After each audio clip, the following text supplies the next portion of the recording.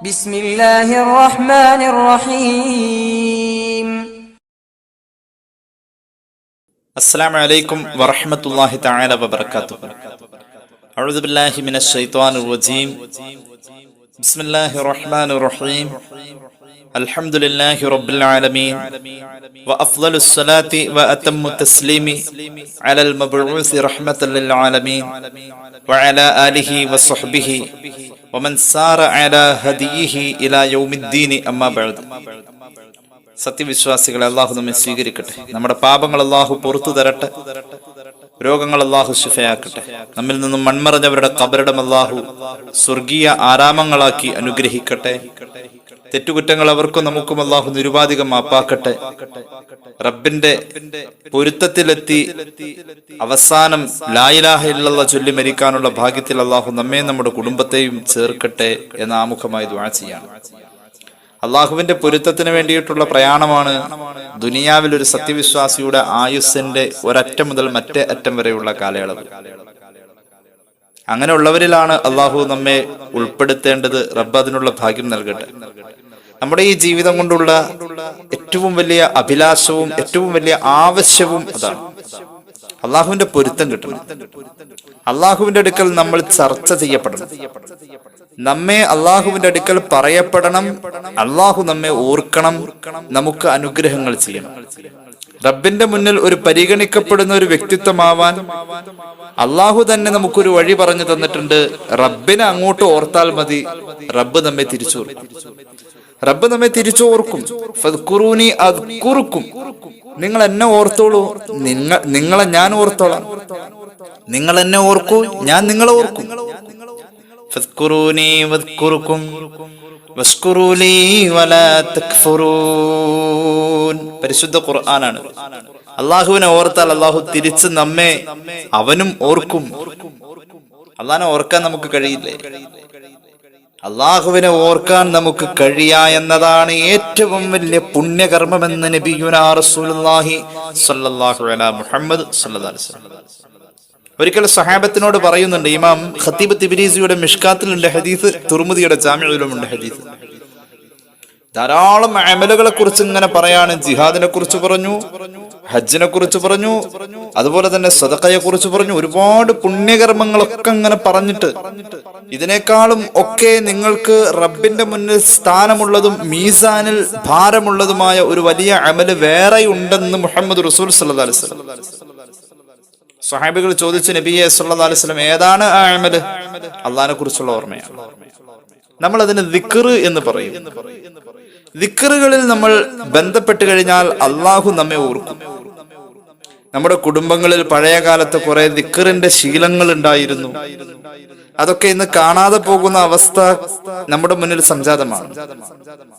ഈ സന്ദർഭത്തിൽ നമ്മുടെ കുടുംബങ്ങളിൽ പതിവാക്കാൻ പറ്റിയ കുറച്ച് ദിക്റുകളെ കുറിച്ചൊന്ന് പരിചയപ്പെടുത്തലാണ്. അള്ളാഹു നമുക്ക് ബർക്കത്ത് ചെയ്യട്ടെ. ഏതായാലും മുഹമ്മദ് റസൂൽ സല്ലല്ലാഹു അലൈഹി വസല്ലം തങ്ങൾ പഠിപ്പിച്ച ഒരു ഹദീസ് കൊണ്ട് തുടങ്ങാം.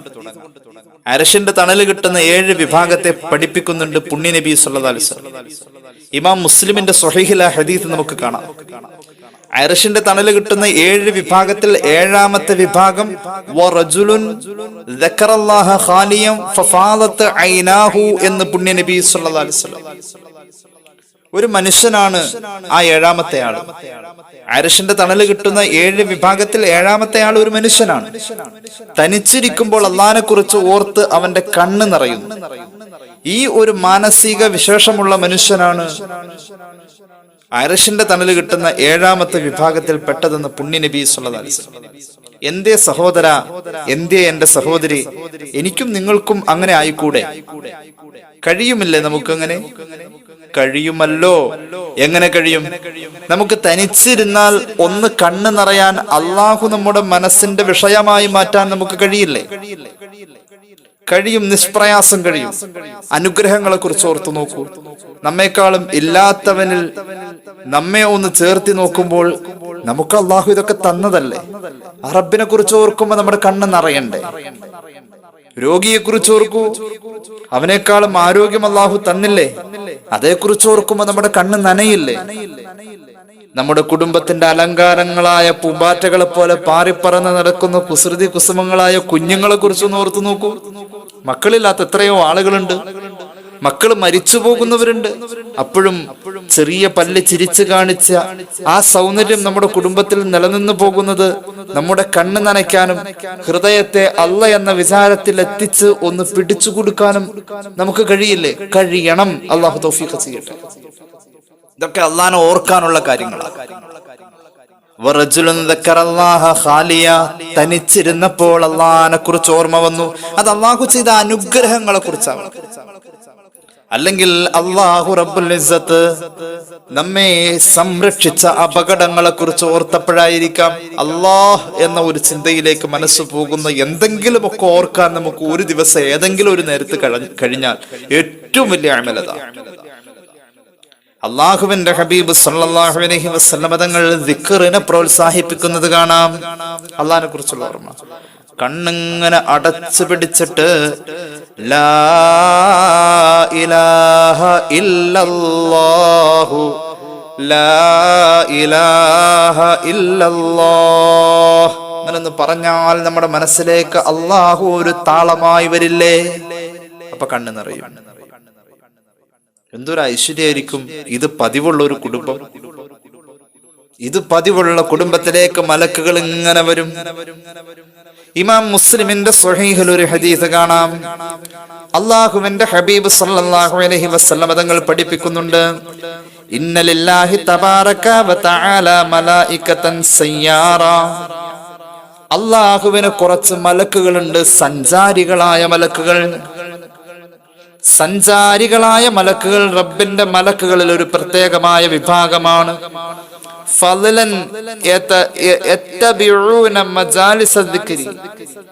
പ്രത്യേകിച്ച് പറയട്ടെ, ഈ സഞ്ചാരികളായ മലക്കുകൾ ദിക്റിന്റെ സദസ്സ് എവിടെയെന്ന് തേടി നടക്കാണ്. അപ്പോഴാണ് ആ മലക്ക് കണ്ടത്, നമ്മുടെ വീട്ടിൽ 5ാം ക്ലാസ്സിൽ പഠിക്കുന്ന മോനും 3ാം ക്ലാസ്സിൽ പഠിക്കുന്ന മോളും കൂടി ചേർന്നിരുന്ന് നമ്മുടെ വീട്ടിൽ ഒരു ദിക്ർ ചൊല്ലുന്ന ചെറിയൊരു സദസ്സ് കണ്ടു. മലക്കുകൾ അവിടെ കയറുമെന്ന് പുണ്യ നബി സല്ലല്ലാഹു അലൈഹി മുഹമ്മദ് സല്ലല്ലാഹു അലൈഹി വസല്ലം. 10 മിനിറ്റിന്റെ ഒരു സദസ്സ് എന്റെ നിന്റെ വീട്ടിലില്ലേ? ഇല്ലെങ്കിൽ നമ്മൾ എന്ത് മുസ്ലിമാ? വർത്തമാനം പറഞ്ഞു തുടങ്ങുന്ന കൊച്ചുമോളുടെ ആ കിളിനാദത്തിൽ ഒരു സ്വലാത്തിന്റെ 10 സ്വലാത്ത് ചൊല്ലുന്ന ഒരു 2 മിനിറ്റിന്റെ സദസ്സില്ലേ നമ്മുടെ വീട്ടില്? ഉണ്ടോ? എന്തിനാ ഇശാ മഗ്രിബ് കഴിഞ്ഞിട്ടുള്ള സമയത്ത് ഉപയോഗിക്കുന്നത്? ഒരു തബാറക ഓതുന്ന സദസ്സില്ലേ നമ്മുടെ വീട്ടില്? 4 മിനിറ്റ്. ഒരു സൂറത്തുൽ വാഖിഅ ഓതുന്ന സദസ്സില്ലേ നമ്മുടെ വീട്ടില്? 4 മിനിറ്റ്. ഹബീബ് പഠിപ്പിക്കാൻ അല്ലാഹുവിന് സഞ്ചാരികളായ ഒരു വിഭാഗം മലക്കുകളുണ്ട്. അവരിങ്ങനെ ദിക്റുകൾ തേടി നടക്കാം. ദിക്ർ എന്ന് പറഞ്ഞാൽ അല്ലാഹനെ ഓർക്കുന്നത് എല്ലാം, സ്വലാത്താവാം, ദിക്റാവാം, ഖുർആനാവാം, എല്ലാം. അങ്ങനത്തെ സദസ്സ് തേടി നടക്കുന്ന ഒരു വിഭാഗം മലക്കുകളുണ്ട്. ഫഇദാ വജദു മജ്ലിസൻ ഫീഹി ദിക്റുൻ ഖഅദൂ മഅഹും. ആഗ്രഹിച്ചു കൊതിച്ചു നടക്കുന്ന മലക്കുകളാ.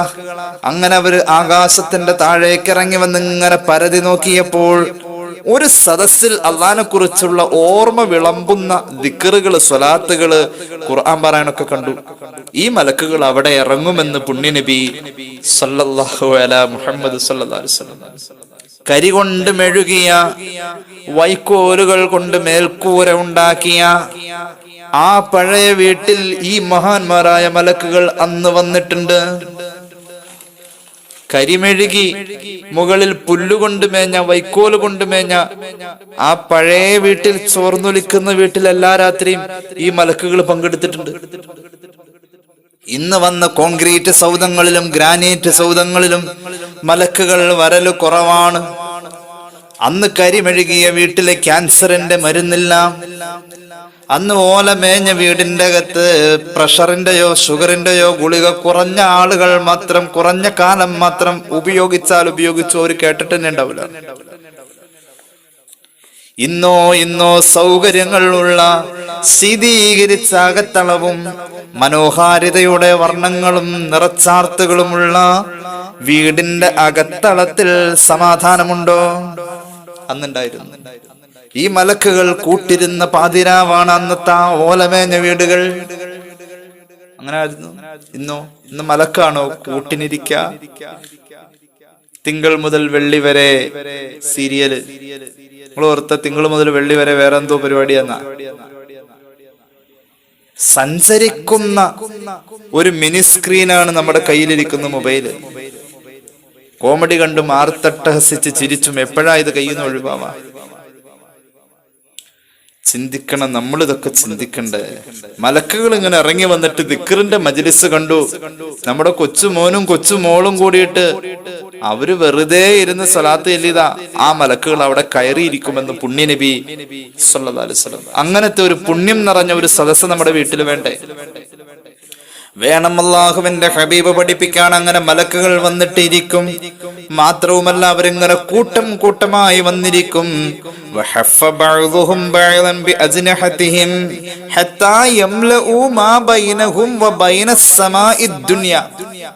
എത്രത്തോളം ഈ സദസ്സങ്ങ് ഇഷ്ടപ്പെട്ടാൽ ആ സദസ്സ് ദൈർഘ്യത കൂടുന്നതനുസരിച്ച് മലക്കുകൾ ഇങ്ങനെ ഓരോരുത്തരുടെ മുകളിൽ ഓരോരുത്തർ വന്നിങ്ങനെ അട്ടിയിട്ട് ഇങ്ങനെ നിറഞ്ഞ് കണ്ടിട്ടില്ലേ? വലിയ തേനീച്ച കൂട് പോലെ മലക്കുകൾ ഇങ്ങനെ നിറയും. ഒന്നാം ആകാശത്തിന്റെയും നിലവിൽ ഈ മലക്കുകൾ സംഗമിച്ചിരിക്കുന്ന മജ്ലിസിന്റെയും ഇടയിൽ ഇങ്ങനെ അവർ നിറഞ്ഞു നിൽക്കുമെന്ന് പുണ്യ നബി സല്ലല്ലാഹു അലൈഹി മുഹമ്മദ് സല്ലല്ലാഹു അലൈഹി വസല്ലം. മലക്കുകൾ ഇങ്ങനെ നിറഞ്ഞു നിൽക്കും. ഒന്നാം ആകാശത്തിന്റെയും നിന്റെയും വീടിന്റെ ഇടയിലായിട്ട് ഇങ്ങനെ മലക്കുകൾ നിറയും. അള്ളാഹു തൗഫീഖ് ചെയ്യട്ടെ. ആ ഭാഗ്യം അള്ളാഹു നമുക്ക് തരട്ടെ.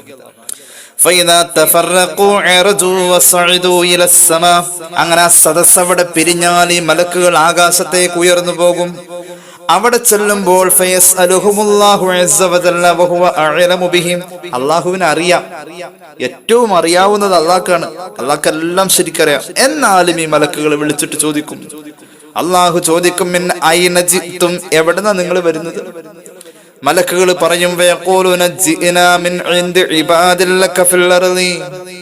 അല്ലാഹുവേ, ഭൂമിയിലുള്ള നിന്റെ അടിമകളുടെ അടുക്കൽ നിന്നാണ് ഞങ്ങൾ വരുന്നത്. അല്ലാഹ് യുസബ്ബിഹൂനക വയുകബ്ബിറൂനക വയുഹല്ലിലൂനക വയുഹമ്മിദൂനക വയസ്അലൂനക. അല്ലാഹുവേ, അവർ നിനക്ക് തസ്ബീഹ് ചൊല്ലുന്നുണ്ട്. അല്ലാഹുവേ, ഭൂമിയിൽ അവർ നിനക്ക് തക്ബീർ വിളിക്കുന്നുണ്ട്. അല്ലാഹുവേ, ഭൂമിയിൽ അവർ നിനക്ക് വേണ്ടി ലാ ഇലാഹ ഇല്ലല്ലാഹ് ചൊല്ലുന്നുണ്ട്. വയുഹമ്മിദൂനക, പടച്ചോനെ, ചില ആളുകൾ നിനക്ക് വേണ്ടി അൽഹംദുലില്ലാഹ് എന്ന ദിക്റും ചൊല്ലുന്നുണ്ട്. വയസ്അലൂനക, ചിലര് നിന്നിലേക്ക് മുന്നിടുന്നത് അവർക്ക് ആവശ്യമുള്ള കാര്യങ്ങൾ ദുആ ചെയ്തുകൊണ്ടാണ്. അല്ലാഹ്, ഇങ്ങനെയൊക്കെ ജനങ്ങൾ നിന്റെ കാര്യത്തില് വലിയ തിരക്കാണല്ലോ. നിന്നെ ഒരാളും മറന്നിട്ടില്ല. റസൂൽ പറയാണ് സല്ലല്ലാഹു അലൈഹി വസല്ലം. അപ്പൊ അള്ളാഹു ചോദിക്കും, ദിക്റും സ്വലാത്തും തസ്ബീഹും ഒക്കെ ചൊല്ലുന്നുണ്ടെന്ന് പറഞ്ഞല്ലോ, അതൊക്കെ അവിടെ ഇരിക്കട്ടെ. വമാദാ യസ്അലൂനനി, അവരെന്നോട് എന്തൊക്കെയോ ചോദിച്ചു ദുആ ചെയ്യുന്നുണ്ടെന്ന് പറഞ്ഞല്ലോ, അതെന്തൊക്കെയാണ് മലക്കുകളെ? മലക്കുകൾ പറയും, ഭൂമിയിൽ വെച്ചുകൊണ്ട് അവർ ദുആ ചെയ്തുകൊണ്ട് നിന്നോട് ആവശ്യപ്പെടുന്നത് നിന്റെ സ്വർഗമാണ്. അല്ലാഹ്, അല്ലാഹു നമുക്ക് ആ സ്വർഗം തരട്ടെ. അപ്പൊ അള്ളാഹു തിരിച്ചു ചോദിക്കും, ഹൽ റഅൗ ജന്നതി, മലക്കുകളെ, അവർ ആവശ്യപ്പെടുന്ന ആ സ്വർഗത്തെ അവർ മുമ്പ് കണ്ടിട്ടുണ്ടോ? മലക്കുകൾ പറയും, ഇല്ല അല്ലാഹ്, ലാ ഐ റബ്ബി, അവർ മുമ്പ് കണ്ടിട്ടില്ല ആ സ്വർഗം. അപ്പൊ അള്ളാഹു ചോദിക്കാണ്, കാണാത്ത സ്വർഗത്തിന് വേണ്ടിയിട്ട് അവർ ഇങ്ങനെ ആഗ്രഹിച്ച് ചോദിക്കുന്നുവോ?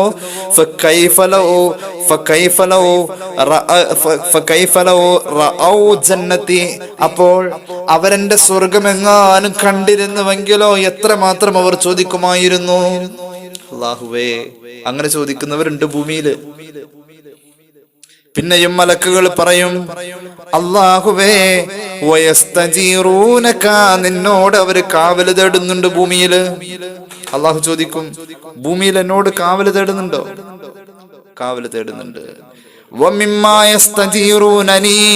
അവര് എന്നോട് കാവൽ തേടുന്നത്, ഭൂമിയിൽ വെച്ചവർ കാവൽ തേടുന്നത് എന്തൊക്കെ കാര്യത്തെ തൊട്ടാണ്? അല്ലാഹുവേ, മിന്നാരിക യാ റബ്ബി, നിന്റെ നരകത്തെ തൊട്ടാണ് അവർ കാവൽ തേടുന്നത്. അല്ലാഹു നമ്മെ കാത്തുരക്ഷിക്കട്ടെ.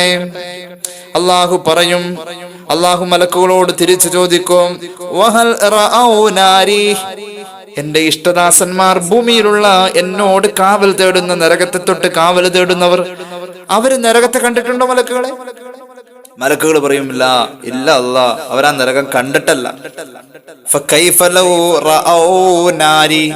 അവരെങ്ങാനും എന്റെ നരകം കണ്ടിരുന്നുവെങ്കിലോ?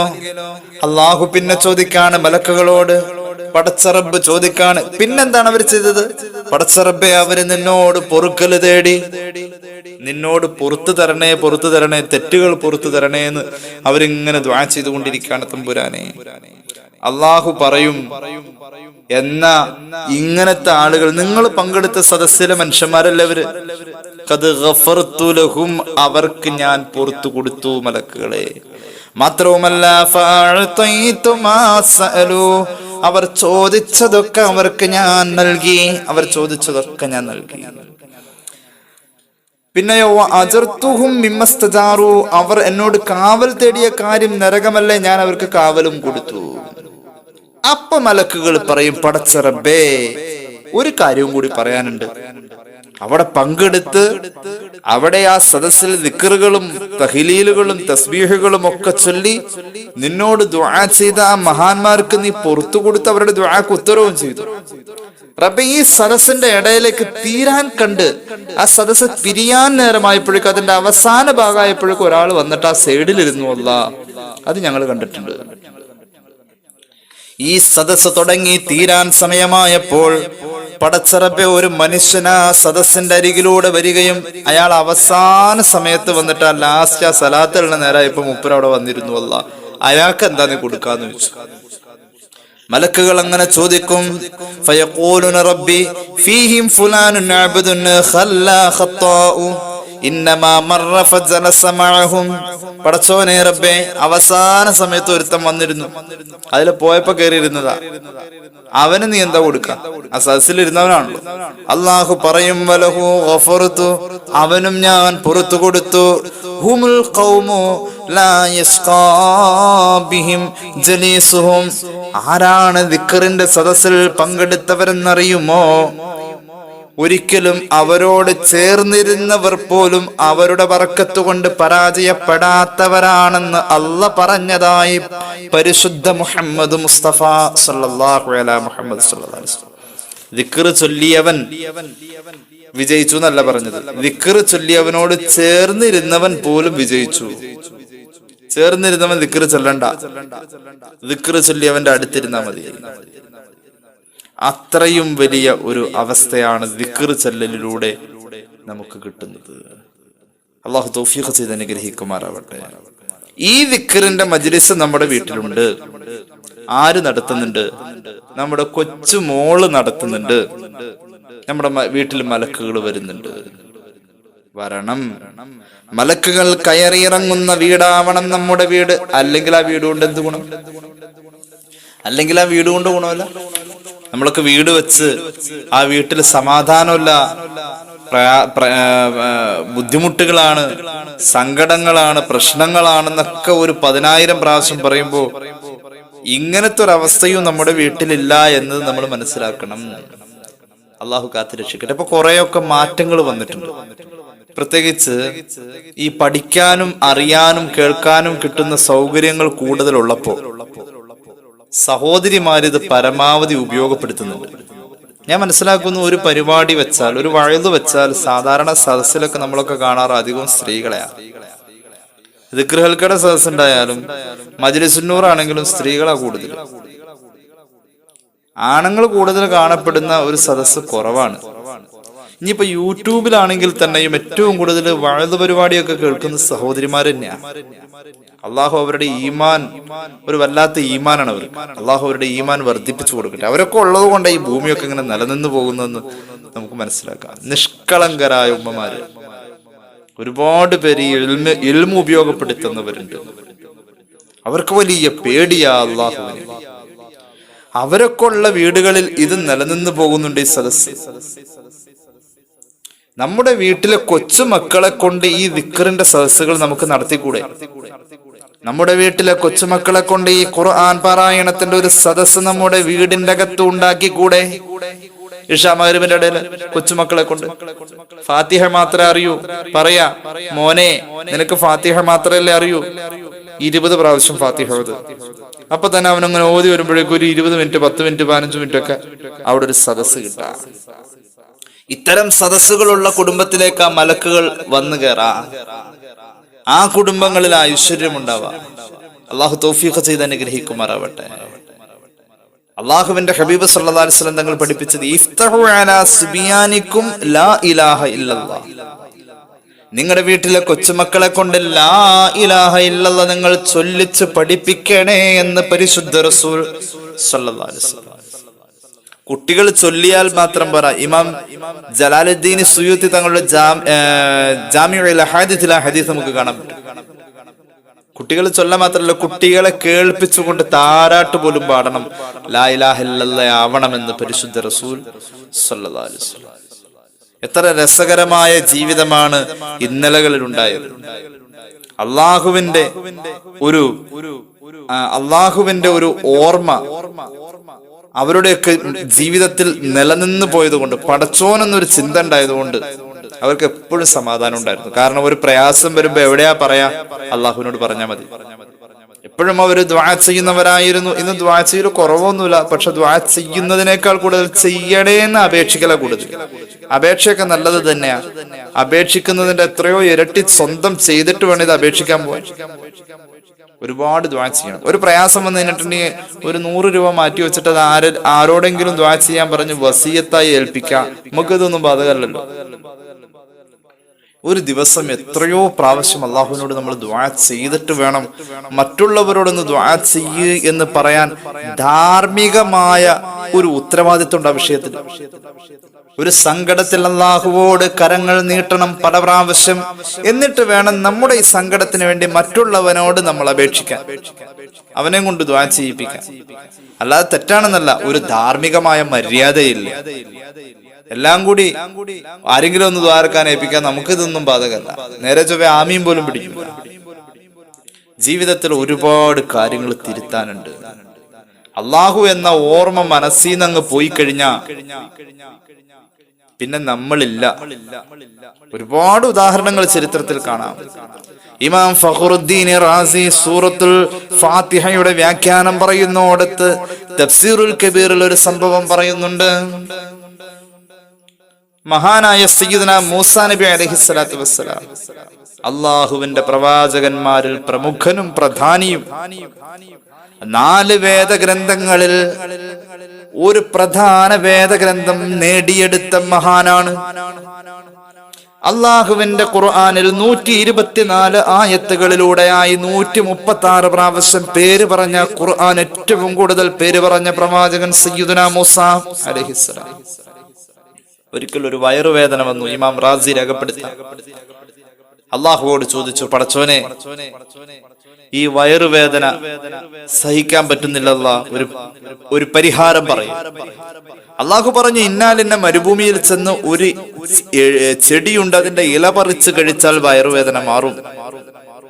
മൂസാ അലൈഹിസ്സലാം വയറ് താങ്ങി പിടിച്ചുകൊണ്ട് മരുഭൂമി ലക്ഷ്യം വെച്ചുകൊണ്ട് നടന്നു. അവിടെ ചെന്നുകൊണ്ട് ചെടിയുടെ ഇല പറിച്ച് കഴിച്ചു. സുബ്ഹാനല്ലാഹ്, വയറുവേദന മാറി. പിന്നെ കുറെ നാള് കഴിഞ്ഞപ്പോ ഇതേ വയറുവേദന അതേ സ്ഥലത്ത് അതേ രീതിയിൽ അതേ അനുഭവത്തിലൂടെ അതേ ഇടങ്ങേറിൽ തന്നെ ഒരു വയറുവേദന പിന്നെയും വന്നു. കുറെ നാളത്തേക്ക് ഉണ്ടായില്ല, പിന്നെ കുറെ നാൾ കഴിഞ്ഞാ വന്നു. അപ്പൊ ഓർമ്മ വന്നു, അന്ന് ഇതുപോലത്തെ വയറുവേദനയാണല്ലോ ഉണ്ടായത്. അന്ന് അതിന് പരിഹാരമായ ആ മരുഭൂമിയിലെ ആ ചെടിയുടെ ആ ഇല പറിച്ചു കഴിച്ചപ്പോഴല്ലേ മാറിയത്. മഹാനവറുകൾ നേരെ അങ്ങ് പോയി. അതേ മരുഭൂമിയിൽ അതേ ചെടി അതുപോലെ തന്നെ നിൽക്കുന്നു. അതിന്റെ ഇല പറിച്ചു കഴിച്ചു. സുബ്ഹാനല്ലാഹ്, വയറുവേദന കൂടി. അള്ളാഹുവോട് ചോദിച്ചു, പടച്ചോനെ ഇതിനു മുമ്പ് എനിക്ക് വയറുവേദന വന്നപ്പോ ഈ ചെടി തന്നെ ഞാൻ കഴിച്ചത്, അന്ന് മാറി.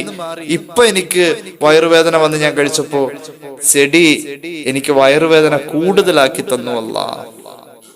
അപ്പോഴാണ് അള്ളാഹു പറയുന്നത്, മൂസ നബിയെ ആദ്യത്തെ പ്രാവശ്യം അങ്ങ് ചെടിയുടെ അടുക്കലേക്ക് പോകുന്നതിന് മുന്നേ എന്നെ വിളിച്ചിരുന്നല്ലോ, എന്നെ ഓർത്തിരുന്നല്ലോ.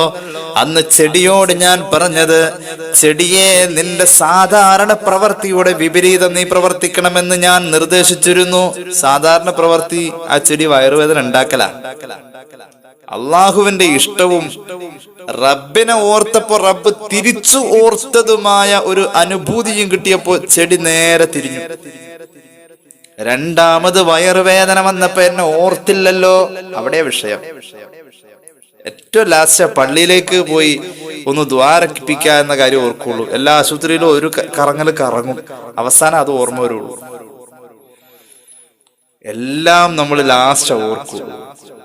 രണ്ടാമത്തെ വയറുവേദനക്ക് എന്നെ ഓർമ്മ വന്നില്ലല്ലോ.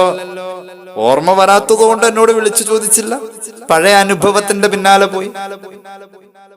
അനുഭവത്തിന്റെ പിന്നാലെ പോകണ്ടെന്നല്ല, അപ്പോഴും പോകുമ്പോഴും ഓർക്കണം. ഞാൻ ചെടിക്ക് നിർദ്ദേശം 2-ാം വട്ടം കൊടുത്തില്ല. ചെടിയെ ഏൽപ്പിച്ച പണി ചെടി അങ്ങ് ചെയ്തു. മൂസാ നബീനെ വിളിച്ചു നിർത്തിയിട്ട് അള്ളാഹു കൊടുക്കുന്നൊരു ഉപദേശമുണ്ട്, ലോകത്തുള്ള എല്ലാവരോടും കൂടിയുള്ള ഒരു ഉപദേശം. അലാ ഇന്ന ദുനിയാ കുല്ലഹാ സമ്മ, ഈ ഭൂമിയിലുള്ള സർവ്വതും വിഷമാണ്, വേദനയുള്ളതാണ്.